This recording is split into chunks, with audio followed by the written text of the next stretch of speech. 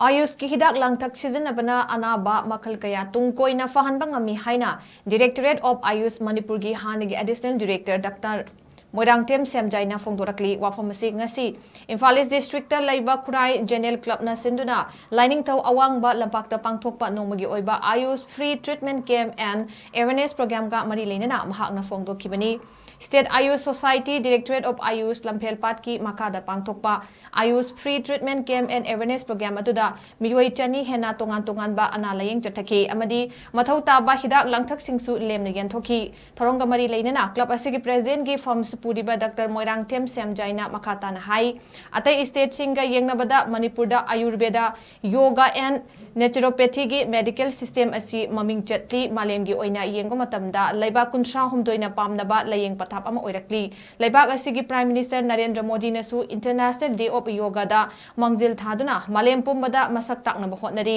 state asidasu 50 bedded integrated Ayush Hospital Lamphelpat Kairau 10 bedded integrated Ayush Hospital Konjeng Leikai Mongsangai amadi Singjamai na jingbada laktuna miyamna Ayush ki layeng pathap asi kudongchaba launaba mahakna makhata na apil tauki thoronga mari leinana Khurai General Club ki General Secretary Khetri Mayum Johnson na hai Ayush ki layeng pathap asi matamga chunaba sel ka hena changdaba mahausagi oiba pambi singdagi sungba mamal hongba hidak langthak oibana miyamna pamba henganarakli Directorate ka khutsamnaduna club na sinduna akoibada leiriba miyambu anaba makal kayadagi ngakthoknaba amadi maru phangna muthatnaba pandamda campaign asi pangthokpani haina fongdokhi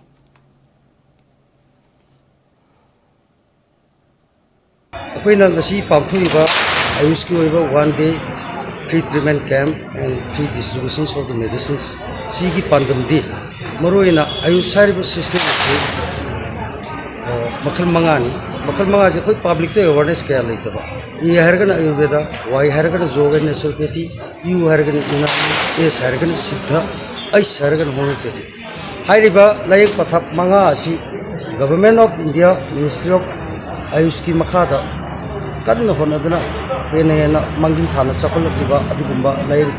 मखल मयाम सिंगी मनु मरुइना अपुई मणिपुर ददी Ayurveda yoga naturopathy and homeopathy सिना खरेना चल अतोपा लमदा आयुर्वेदा वांग सकता यूनानी वांग सकता अदुगुंबा मयाम ले हाइरिबा लाइ पथक मंगा असि ऑल ओवर इंडिया की 33 कंट्रीज ने अप्रूव तौरबा अदुगुंबा यामना सफलबा लायें पथप मखल सिंगनी अदुगा मरुइबा पांदमदि करिनो हाइबा काजिदा आयुष की लायें से मसी अखोगी हिदाक सिंगजी यामना कनो ओइबा कोस्ट इफेक्टिव ओइबा हाइतारे को यामना अहोंबा मुंदा फंगबा अदगी साइड इफेक्ट लेतबा अदुगा मसीना अमुक्तं फगरगदि अनाबसे अमु हंजलक्तबा असिगुबा पांदम मयाम मसीना मरुइबा थमजरगा लोइनाना हौजिसी तोखाइबा अखोगी हॉस्पिटल सिंह चटप मतंदा करिबा असम लेना आम येंगु मतंदा यामद्रबदा लुपा लिसिंग अनि अहुम संबगी मोंग लेबा अदुना अखोगी समाज हाइतरे अखोगी कनायसदी लाइरबा अदुमा हौजि लेबा की इराम नसु यामना इकोनॉमिकली डाउन चप मरमना गसागी सिस्टम असिबु पब्लिक ता हेना खंगलगा अखोगी ओबा 50 bedded integrated आयुष हॉस्पिटल लबेल लेरी 10 bedded अखोगी आयुष हॉस्पिटल सिंजमई अदगी 10 bedded आयुष हॉस्पिटल मोक्सांग 50 bedded integrated आयुष हॉस्पिटल कैराव असिनसिमो मयाम अमल लेय हाइरिबा हॉस्पिटल सिंग सिदा चलगा अखोगी प्रजा मियाम सिंग सिना लियमनजु लायबा अदुगा लियमनजु हिदाक फंगबा अदुगुंबि खुदोंचाबा से अखोई लेकाई लेकाई ओइना क्लब सिंगना पांथोकपगी थंगाम अमो ओइना अखोगी रायजोनि क्लब आना सिंज लांगजेदुना लेकाई सिना कोनबा अगलागी पाक सिना कोनबा मफम सिंगा असिगुंबा लायंबगी खुदोंचाबा लोगी होबा अदुगा लोइना लियम हिदाक लोगी खुदोंचाबा से किजबगा लोइना अखोइना आयुष हारिबा सिस्टम असि